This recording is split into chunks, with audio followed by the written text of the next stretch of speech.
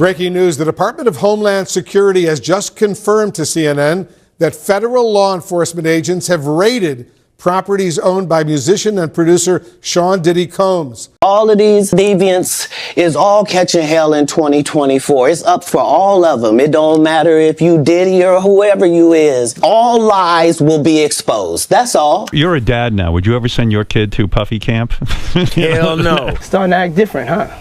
You ain't been calling me and hanging out the way we used to hang out. Well, I mean, you try to get in contact with me, through all my, partners and whatnot. Mm-hmm. But Industry and not knowing where to turn, and everyone, telling me they love me and just turn their back on you in a second. Fala com a gente, que eu sou a Nath. E eu sou a Isa. O que a gente vai fazer aqui hoje? Hoje a gente vai falar sobre as acusações contra o rapper Diddy. Todos vocês têm bombardeado a gente pra gente falar desse caso que tem dominado a mídia estadunidense. Basicamente estão referindo a esse caso como o caso Jeffrey Epstein de Hollywood. E como nós cobrimos o caso macabro do Jeffrey Epstein e toda a ilha Epstein e várias celebridades apontadas como possíveis cúmplices desse caso tenebroso, a gente falou, vamos trazer o do Diddy também. Todos nós crescemos ouvindo as músicas do Puff Daddy, às vezes P. Diddy, às vezes Diddy, às vezes Sean Combs. Todos nós conhecemos as músicas dele.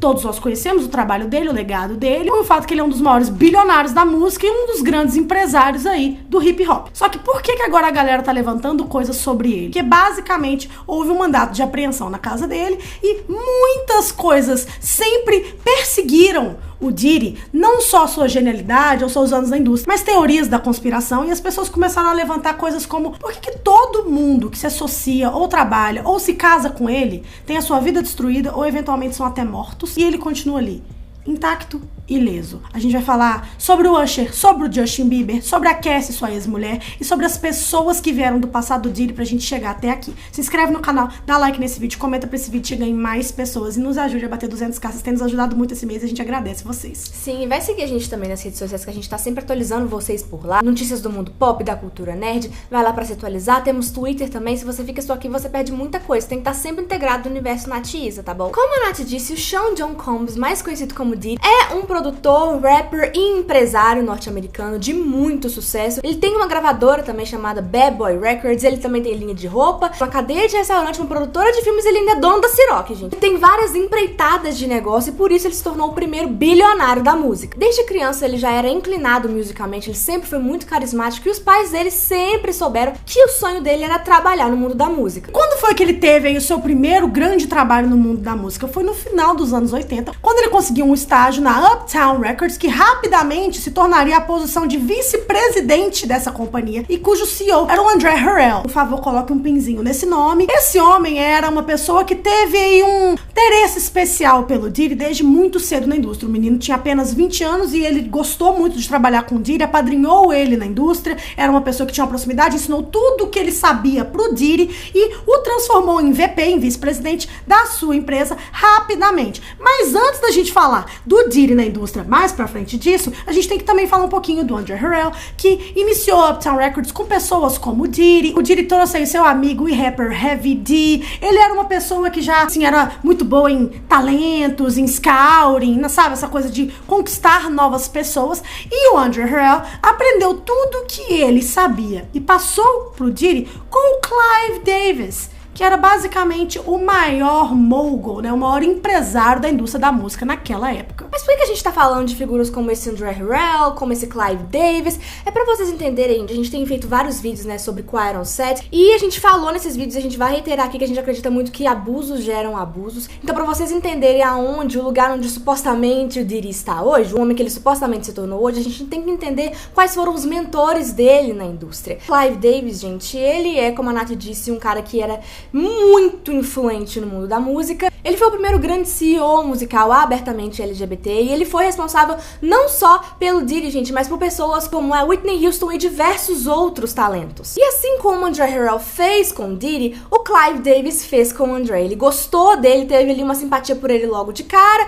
e ensinou pra ele todas as coisas que ele tinha que saber sobre a indústria. Só que basicamente, até então era aquela coisa meio mestre e pupilo, né? O Clive Davis conheceu um jovem de 20 e poucos anos, André Harrell, gostou muito dele, achou que ele era talentoso e virou um mentor dele. Eventualmente o André Harrell fundou seu próprio selo e fez a mesma coisa com o Diddy. Até aí seria uma história linda de homens se empoderando, né? Mas não é isso bem o que acontece por detrás das cortinas. O que todo mundo fala é que o Clive Davis era um homem extremamente manipulador, predador sexual, que abusava de jovens talentos, de homens, de mulheres, e que apresentava para as pessoas que eram seus pupilos e seus queridinhos do momento todo esse submundo de drogas, manipulação, chantagem, quase que um esquema também de tráfico sexual. E foi isso que aconteceu com o André Harrell, que foi abusado do Clive Davis durante muitos anos, e ele repetiu esses comportamentos com o Diddy, que rapidamente se tornou a menina dos seus olhos, descobrindo diversos talentos para Uptown Records e eventualmente fundando o seu próprio selo com a ajuda do Clive Davis e do André Harrell, que tornaria a Bad Boy Records um lugar onde a gente teria aí várias pessoas sendo descobertas, como a Lil Kim, como o Usher, como o Biggie. E o resto a gente já sabe, né, gente? O Diddy se tornaria um dos produtores musicais de mais sucesso da indústria. E o Diddy não apadrinhou só pessoas como o Usher e o Biggie, mas também pessoas gigantescas como a Mary J. Blige, a Faith Evans e a Lil Kim. Ou seja, dentro da umbrella, né, do guarda-chuva Diddy, tinham diversos artistas que se tornaram ícones do mundo do hip hop. E dizer que o Diddy era um homem controverso, gente, é um eufemismo, tá? Porque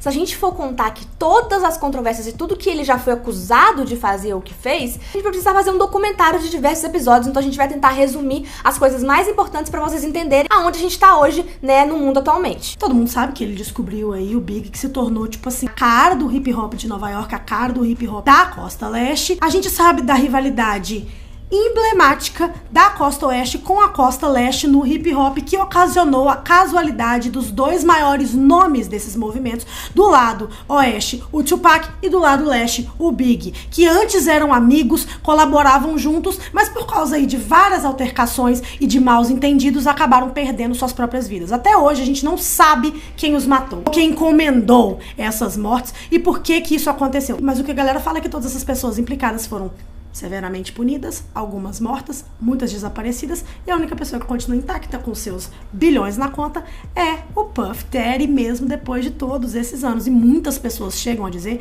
que ele tá por trás tanto da morte do Pac quanto da morte do Big. Teria aí uma teoria da conspiração por trás. A gente pode até trazer um vídeo dessa rivalidade se vocês quiserem, porque depois que o Big se foi, ele se tornou muito maior. Foi quase que um sacrifício humano, por assim dizer. Tem muitas pessoas que veem dessa forma, só que o Diddy não admite nenhuma dessas alegações. So we don't talk about things that are nonsense. We don't even entertain nonsense, my brother. Continuando a falar sobre essas teorias da conspiração, gente, porque é muito importante a gente falar que nada do que a gente tá dizendo aqui é confirmado. Só que é muito estranho que todas as pessoas ao redor dele caiam e ele continua ali, intacto, sabe? Como se nada tivesse acontecido. É muito estranho. E pra gente continuar falando sobre essa história, a gente precisa falar um pouquinho sobre o Usher. Vamos falar dele aqui agora.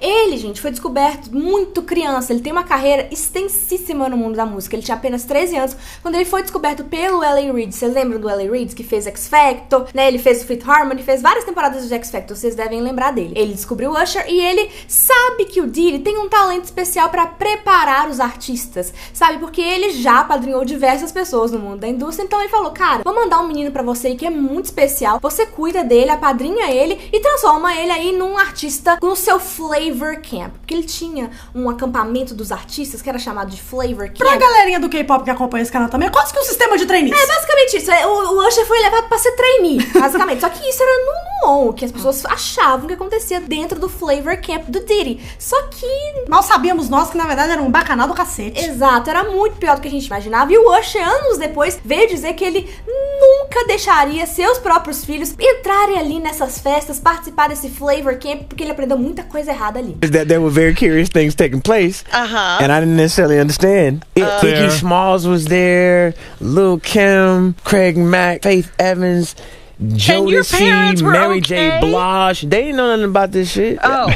I was having a good time, you know what I mean? Como a gente sabe, a história do Diddy é muito ciclos repetidos, né? O Clive Davis com o André Harrell, que fizeram a mesma coisa com ele, eventualmente o Usher, não sei o quê. E aconteceu a mesma coisa com o Justin Bieber. Ele foi apadrinhado pelo Usher, que mandou, né, o Diddy também tomar uma continha, né, especial do Justin Bieber, né? Tipo, toma conta do nosso garoto, o Flavor Camp parte 2. Então, vários vídeos estão voltando à tona agora nesse exposé do Diddy, nesse dossiê Diddy aí que tá bombando, mostrando que o Justin Bieber já ficava bastante desconfortável desde muito jovem com a presença do Diddy, né, que o Diddy ficava presenteando ele com carros, ele sempre foi um anfitrião muito, muito bom, né? Tanto que o próprio LeBron James já falou. Ain't no party like a Diddy party, so. Não tem festas como as festas do Diddy. E era aquela coisa, ele tinha aquele postar especial do Justin Bieber, como todo mundo quando o Justin Bieber tava no topo, ele era garotinho e tal. E aí ele ficava e tal, não sei o que. Só que a gente sabe que a relação do Justin Bieber com a indústria da música é uma relação de muita toxicidade, é uma relação onde ele passou por altos e baixos, ele entrou em depressão severa, ele quase morreu, ele fez uso de substâncias pesadíssimas, como todo child star. Ou seja, o que ele vivenciou, o que ele viu, o que ele presenciou e o que ele passou ao lado do Diddy pra deixar ele assim. Alguma coisa ele viu e a gente tem certeza disso. Exatamente. Tem vídeos, inclusive, do Justin Bieber adulto se sentindo desconfortável pela inconveniência do Diddy.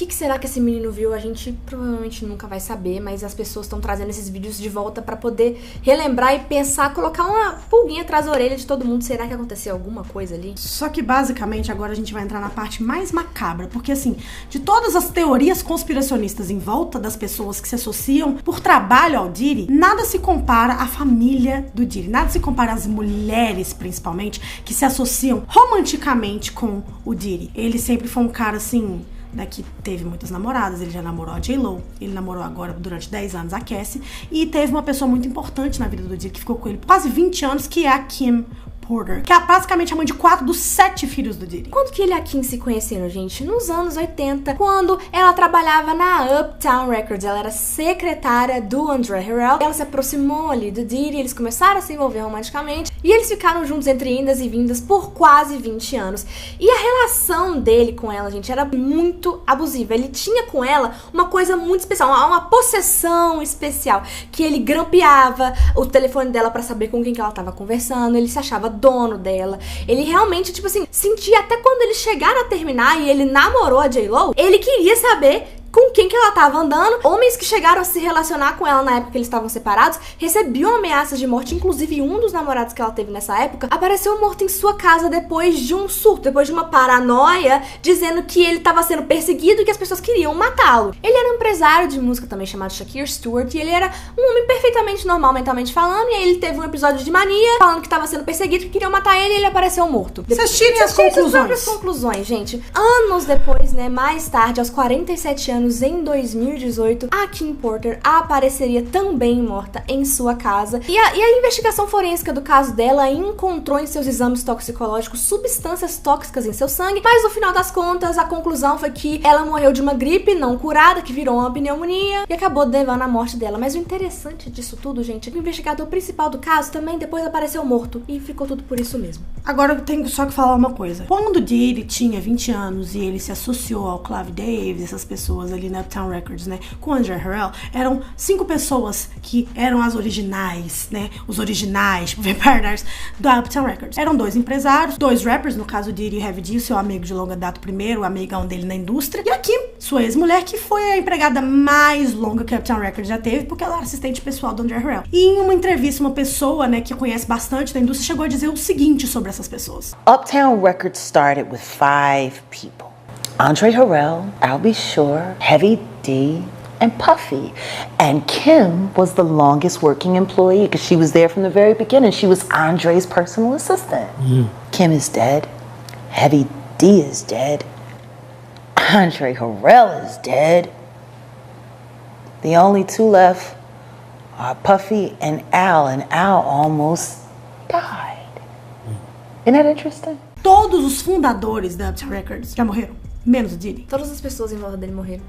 Menos ele. Menos ele. Aí chega a J.Lo também, que eles fizeram aí um dos maiores casais dos anos 2000, né, do início dos anos 2000, final dos anos 90. Ele tava do lado dela naquela época lá, do vestido da Versace, que criou o Google Images, e basicamente eles eram um it couple, como todos os casais que a J.Lo fazia parte, porque todo mundo tinha um interesse especial nela. E aí eles já chegaram também a ter um problema numa balada, onde ele tava armado, ela que saiu com a arma dele, os 2 foram presos logo no final do relacionamento deles. A polícia viu que ela não tinha culpa, que ela só tinha pegado a arma pra, né, tipo assim, ajudá-lo, mas assim, ela foi libertada. Mas Toda vez sempre tinha armas, pessoas sendo mortas ou ameaçadas, baladas, tiroteios e pessoas ao redor dele sendo feridas ou ameaçadas, silenciadas de alguma forma e ele ileso. Aí depois a Bad Boy Records nos anos 2000 descobriu aí uma nova cara pra música. Vocês se lembram da Cassie que cantavam hits como Long Way to Go e Me and You?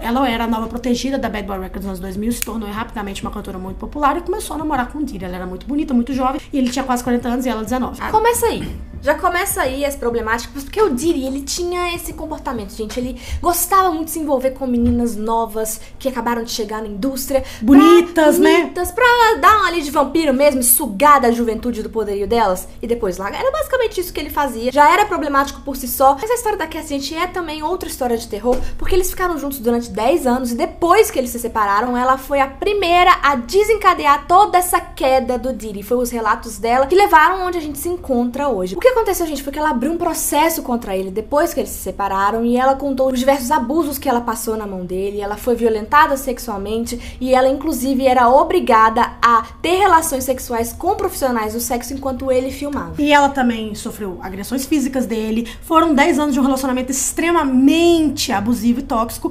E, eventualmente, obviamente, como ele é um homem muito rico, podre de rico, a silenciou com um acordo com uma bolada e bastante dinheiro. Então a galera começou a descreditar as vítimas, como sempre. Como sempre. Porque se tem um acordo financeiro, já que você sabe que você não vai ver justiça, você poderia pelo menos ser ressarcida de alguma forma, mas não pode, vítimas não pode. Não Eles pode. têm que ir até o final, mesmo a gente vendo casos como o do Daniel Alves. Exato, que no final das contas não deu em nada, acabou literalmente em festa. Literalmente. Então assim, gente, isso começou várias coisas. Ela, na época, depois que ela se separou do Diddy, começou a namorar o rapper Kid Cudi, teve seu carro destruído pelo Diddy por causa de ciúmes, porque ele transformou a Cassie na nova Kim Porter. Muitas coisas horripilantes, eu acho que ele nunca conseguiu fazer nada com a J.Lo, porque ela se tornou grande demais pra ele fazer alguma coisa. Exato, ele não conseguia mexer. Agora, enquanto você tá ali nas rédeas e é menor que ele consegue destruir a sua vida. E depois o Kid Cudi falou que é verdade, que ele destruiu o carro dele. Só que como ele é muito grande na música e tem muito poder, nada nunca acontecia com ele. E existem outras pessoas que podem estar ligadas a essas coisas, como o ator Cuba Gooding Jr., o próprio Jay-Z, a gente não pode afirmar nada, mas muitas pessoas da indústria falam. O Denzel Washington, gente, já chegou a dizer pra todas as pessoas que eram os protegidos dele na indústria, olha, que é um homem que é casado há 40 anos, tem uma carreira ilibada no cinema, e ele falava assim, saiam das festas antes do diabo chegar. O diabo era o codinome pro Diddy, porque quem é bom na indústria sabia desde sempre que ele não prestava. Inclusive o 50 Cent, ele até hoje, ele estava postando stories, até ontem deve estar ainda ao ar, se vocês forem olhar no Instagram dele,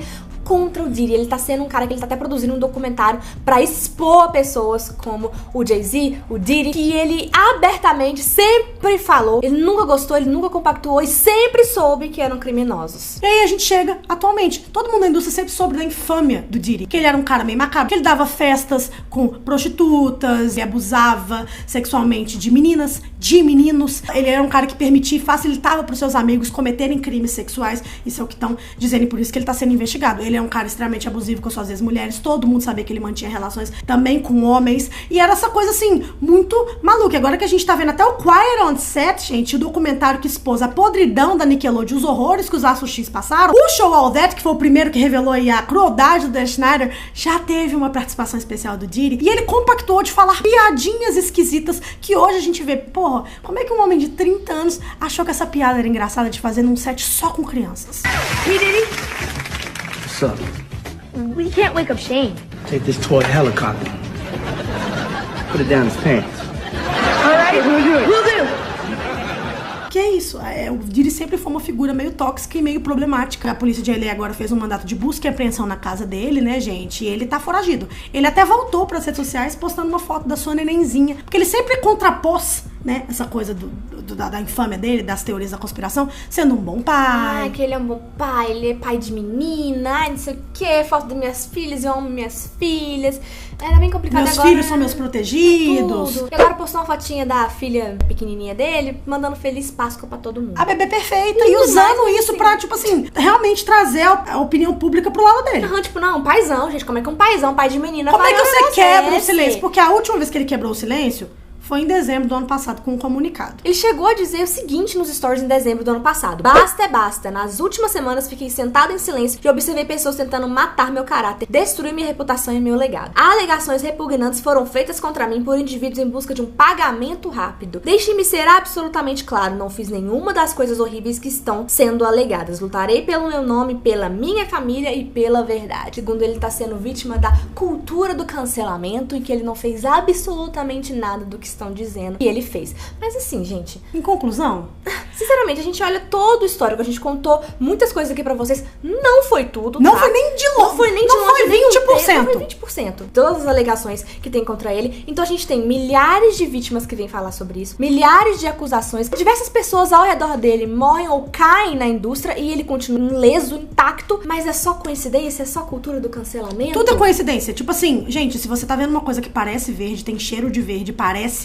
algo verde, é verde, é verde, gente. Tipo assim, a gente não pode afirmar nada, não podemos afirmar nada. Nesse mundo ninguém é santo, nesse mundo os famosos ninguém é santo. Mas aquela coisa, todo mundo ao redor. Eu não consigo conhecer uma pessoa. Não, que todo mundo ao redor dela caiu. A vida das pessoas que ele apadrinhou, ou se conectou, ou casou, é destruída. Ou mortas, né? Essas pessoas não estão nem aqui pra contar suas versões. E sabe uma coisa interessante? Pra finalizar, que todas as pessoas da Uptown Records que já morreram tinham em comum na época que elas morreram, que elas todas morreram ali entre 2016 e 2020. Todas elas estavam escrevendo biografias. Ou seja, elas iam contar o seu lado, a sua versão, a sua história no mundo da música, que com certeza mencionaria o Diddy. Então é isso, gente. É isso, se fica aí pra inscreve vocês. no canal, dá like nesse vídeo, comenta a opinião de vocês. A gente não é polícia, mas assim, tem cheiro de bosta, parece bosta. É bosta. É isso. Um beijo. Tchau.